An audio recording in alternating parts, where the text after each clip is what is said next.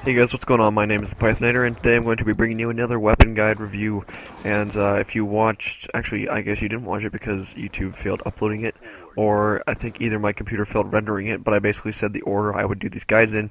I went out of my personal order, but I'm going to go into an order that won't really affect anything because I haven't started to do this certain order. Reason why I had to do this is because the way I'm doing the weapons in order is that I had to do well, basically for the first go through of every single thing. The first weapon in the LMG category, which I would have done next, was the QBB, but I couldn't find any gameplay of it. So I basically had to just skip that, and then I'm gonna go with this new order. So nothing, you guys aren't gonna be affected or anything. So it's all good if you ask me.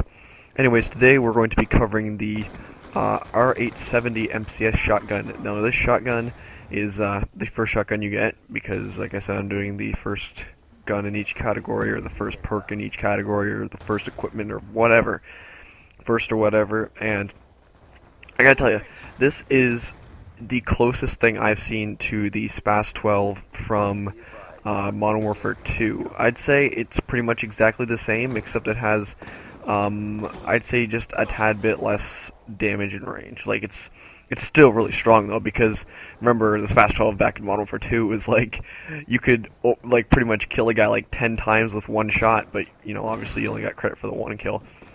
But it's sort of like a hybrid between the SPAS 12 and the Stakeout. It's got the SPAS 12 ammo, SPAS 12 mobility, that kind of stuff, but it has the stake or the SPAS 12, but then it has the Stakeout rate of fire,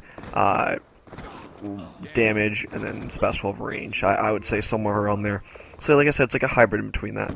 I find though with gameplay, you guys will probably feel like it's a bit closer to the Stakeout just because it's a Treyarch game, and obviously the Treyarch hasn't worked with a pump action SPAS 12 before. They've been semi-automatic in every game. Even in the single player, the SPAS 12 is semi-automatic, I believe.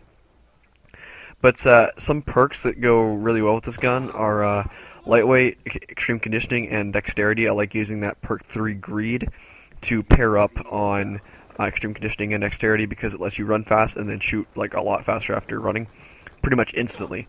So that's really, really good if you're on the move a lot, and the lightweight will keep you on the move. And then of course for equipment you'll want something like a combat axe maybe, because you can throw it quick, because fast mags, it's not really something I would recommend with this gun because, since it's a shotgun, you can reload just a couple shots and then go on your way. And since it's a pump action, if you're having ammo issues in the middle of a gunfight, you shouldn't be using a pump action shotgun because you're going to be missing way too much. It has 8 shells in it, so it's not like it's going to be anything too, it's if you're missing 6 out of those shots, then use the M1216 or the Saga 12, or sorry, I shouldn't have said Saga because Treyarch got the rights to that gun taken away. I got to call it the S12 now. It's jeez, the S12, that's a horrible name for a shotgun. I like the Sega. Why don't they just use the Sega?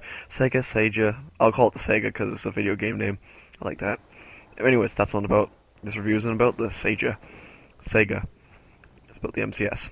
And but the attachments I would recommend putting on it is biggest one. There's 2 I'd prefer, and I think these are, if you're going to use the Pick-10 system, use 2 attachments. And these attachments are the laser sight, which decreases hipfire accuracy. It's always useful on a shotgun, especially on shotguns that bank on getting a one-shot kill. Because, like I said, if you miss that for a shot, you're not completely done, but you're definitely at a disadvantage.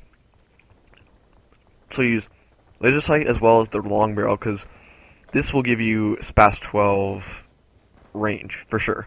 It'll be the edge of the range. You might be getting one-shot kills from out there. It's got pretty crazy range, but it's balanced. It's definitely a balanced gun. Every shotgun's got a purpose in this game, which I really, really like. But yeah, like I said, that's a really good setup to run.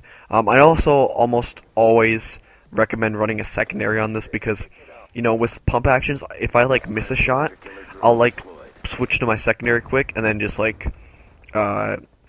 spray them down really fast because, when you think about it, it's a quicker to switch to your secondary, and it's probably a lot more effective because if you shoot and you miss, if they weren't looking at you, they're notified of you now, and then with those secondaries, you have a better what's the word for it, or the term?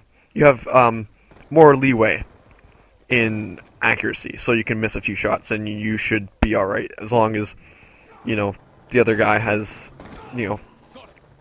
below average aim for that one engagement. But yeah, that's pretty much it. Like I said, it's a really good gun. Very good pump action. Stakeout SPAS 12 hybrid. Put those things together, and this is the bastard child. I mean, yeah, this would be the bastard child of it because it's like a gun of its own.